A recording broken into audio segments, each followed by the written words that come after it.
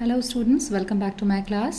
और पिछले लेक्चर में हम लोगों ने एनवायरनमेंट स्टडीज़ में आपका इकोलॉजी और इकोसिस्टम को पढ़ा था और हमने समझा था कि इकोलॉजी क्या होती है, किस प्रकार से एक ऑर्गेनिज्म दूसरे ऑर्गेनिज्म से इंटर रिलेटेड हैं, किस प्रकार से आपका एक ऑर्गेनिज्म आपके सराउंडिंग से, वातावरण से कैसे इंटर रिलेटेड है, किस प्रकार से वो एक दूसरे पर निर्भर रहते हैं। और हम लोगों ने इकोसिस्टम पढ़ा था कि हमारे आसपास क्या व्यवस्था है, that is arrangement around us. ठीक है, इसमें आपका बेसिक जो चीज़ थी वो थी कि आप बायोटिक कंपोनेंट्स और एबायोटिक कंपोनेंट्स को साथ लेके चलते हैं और लिविंग थिंग्स और नॉन लिविंग थिंग्स दोनों का इसमें सेक्शन होता है कि आपके आसपास किस प्रकार की व्यवस्था है और इसमें नॉन लिविंग और लिविंग कंपोनेंट्स किस तरह से हैं। तो चलिए अब हम आज बात करेंगे सस्टेनेबल डेवलपमेंट की। तो आइए सबसे पहले हम समझने की कोशिश करते हैं कि सस्टेनेबल होता क्या है। तो सस्टेनेबल से मतलब है कि किस प्रकार से हम अपने आज प्रेजेंट में अवेलेबल रिसोर्सेज का इस्तेमाल करें कि वे रिसोर्सेज हमारी फ्यूचर जनरेशन के लिए भी ईजिली अवेलेबल हो पाएँ। कि हमारे पास अगर एक्स उपलब्धियां हैं या हमारे पास एक्स रिसोर्सेज हैं तो किस प्रकार से हम इनका प्रैक्टिकल यूज़ करें कि आज की रिक्वायरमेंट्स भी हमारी कंप्लीट हो जाए, प्लस फ्यूचर जनरेशन के लिए भी हमारे पास वो चीज़ अवेलेबल हो। हमें ये ना कहना पड़े कि ये एक स्कैर्स रिसोर्स है और आज के समय पे अवेलेबल नहीं है। इफ़ेक्टिवली रिसोर्सेज का यूटिलाइजेशन करना ताकि हमारे इन्वायरमेंट और इकोसिस्टम में बैलेंस मेंटेन रहे और डेवलपमेंट भी होता रहे, meeting the needs of the present without compromising the ability of future generation to meet their own needs. ऐसा तो नहीं है कि हम किसी भी प्रकार की रिसोर्सेज का, सपोज कीजिए वो कोल है, हम इतना ज़्यादा यूटिलाइजेशन कर डालें कि हमारे फ्यूचर जनरेशन्स के लिए ये अवेलेबल ही ना हो पाए। तो सस्टेनेबल मतलब होता है लंबे समय तक चलने वाला ऐसा डेवलपमेंट या ऐसी व्यवस्था जो एक लंबे समय तक के लिए सतत व्यवस्था की जाए, तो उसे हम कहेंगे सस्टेनेबल डेवलपमेंट। ठीक है, अब आइए हम देखते हैं किस प्रकार से हम इस डेवलपमेंट को अचीव कर सकते हैं। तो सबसे पहले ज़रूरत होती है एक ऐसी टेक्नोलॉजी का इस्तेमाल करना जिससे हमें ये पता लग सके कि हाँ, ये रिसोर्सेज हम अभी इस्तेमाल कर रहे हैं और फ्यूचर में भी हमारे पास इसके लिए रिसोर्सेज अवेलेबल होंगे। एक प्रॉपर टेक्नोलॉजी इस्तेमाल करना ताकि हम एफिशिएंट यूटिलाइजेशन करें अपने रिसोर्सेज का। 3R approach, reduce, reuse and recycling, these are the 3Rs। कि अपने द्वारा किए गए उपयोगों को कम करना, उसे दोबारा से यूज़ करना, प्लस उसी चीज़ को रिसाइकिल करना। ठीक है, सिंपल एग्जांपल आजकल सबको पता है मोबाइल्स। आजकल आप लोग मोबाइल्स क्या कहते हैं, लोग फेंको मत, रिसाइकल सेंटर पे दे दो ताकि वहाँ के पार्ट्स वगैरह जो भी हैं वो रीयूज़ किए जा सकें, रिसाइकिल उनको किया जा सके। ठीक है, reduce, reuse and recycle, these are the 3Rs। Environmental education, सबको फैलाना, सबको अवेयर करना कि आप किस प्रकार से अपने इन्वायरमेंट को बचा सकते हैं अपनी कुछ कार्यकलापों द्वारा।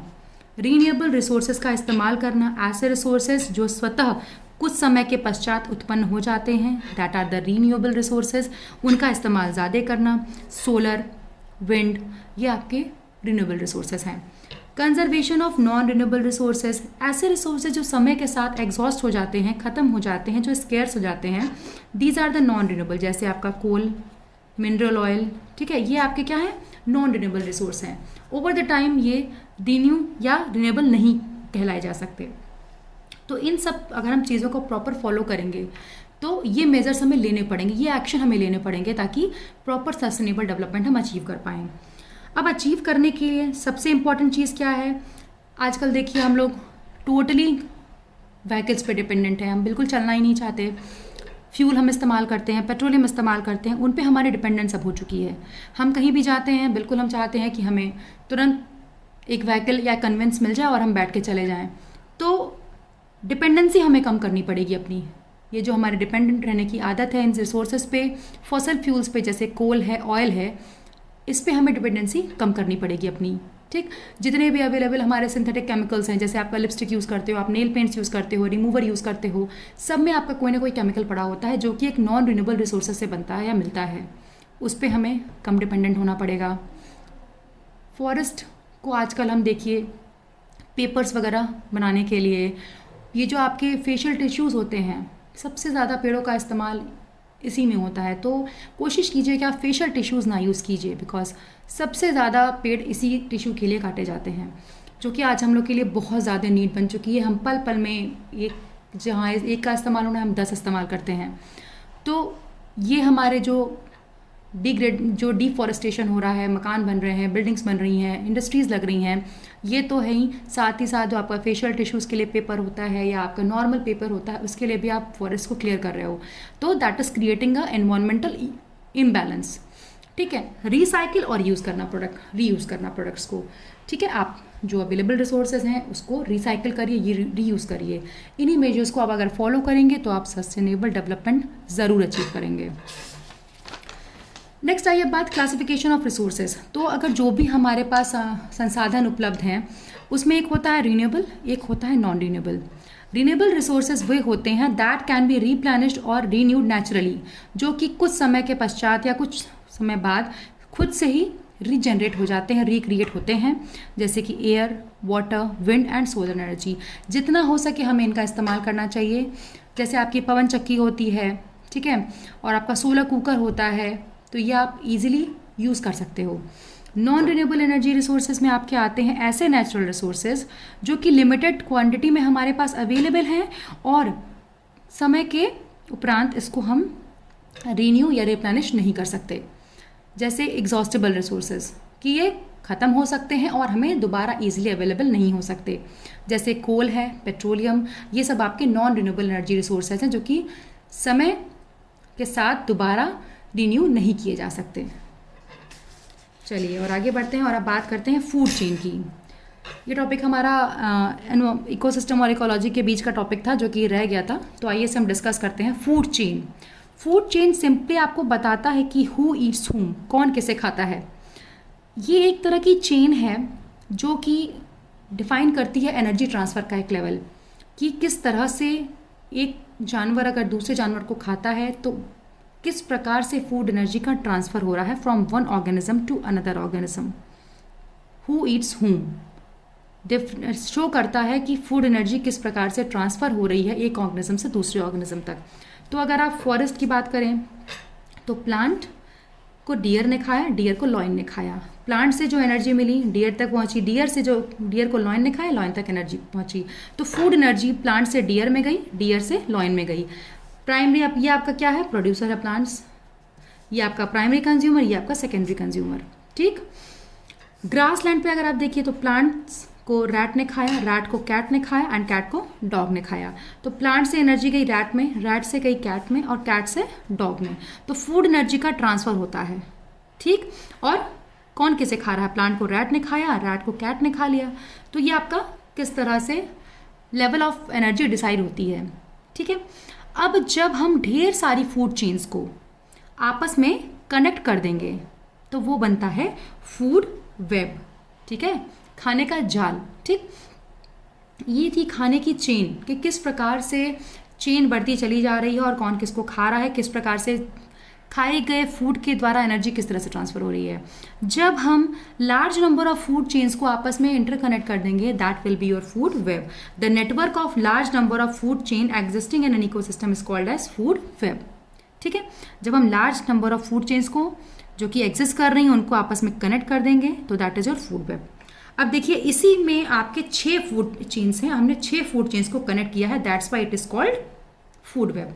1 2 3 4 5 6 फूड चेन को हमने आपस में इंटरकनेक्ट कर दिया, then it is your food web. आइए दिखाते हैं आपको पहली फूड चेन। प्लांट्स को ग्रास होपर ने खाया, ग्रास होपर को इंसेक्ट्स ने खाया, इंसेक्ट्स को फ्रॉग ने खाया, फ्रॉग को स्नेक ने खाया, स्नेक को हॉक ने खा लिया। दिस इज योर पहली फूड चेन। दूसरी फूड चेन आपकी देखिए, प्लांट्स को बर्ड्स ने खाया, बर्ड्स को सीधे हॉक ने खा लिया। ठीक, तीसरी फूड चेन आपकी आएगी, प्लांट्स को ग्रास हॉपर ने खाया, ग्रास हॉपर को बर्ड्स ने खाया और बर्ड्स को हॉक ने खा लिया, तीसरी फूड चेन।